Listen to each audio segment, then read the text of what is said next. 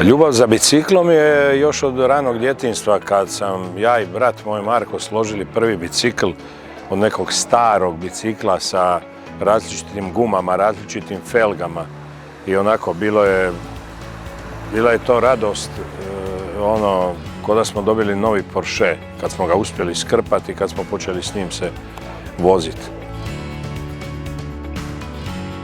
Ona baš prava velika ljubav prema biciklu je došla kad sam došao u Zagreb ovdje, kad sam shvatio u stvari da sa biciklom možeš obaviti puno brže neke stvari po gradu, nemaš puno problema s parkingom, nemaš problema sa parkirnim kaznama, nemaš problema sa gužvama.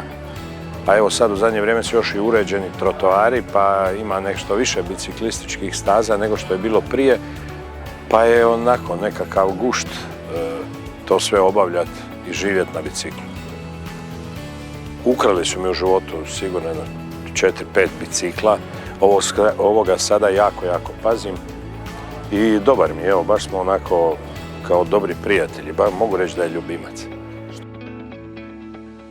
Evo sad snimam jednu veliku seriju tu, pa kako putujem svaki dan sa Trešnjevke preko Slavonske avenije, Lisinski most, Bundek i dok dođem tu na Velesajam, stigne se i ponoviti tekst, stigne se i sve, malo razmišljati, zapjevati i svašta stigneš na biciklu. Pozivam sve ljude dobre volje da probaju ubaciti bicikl u svoj život, da smanje automobil i da uzmu bicikl. Evo, bicikl kad ga korisno i lijepo upotrebljavaš postane jedan dio tebe.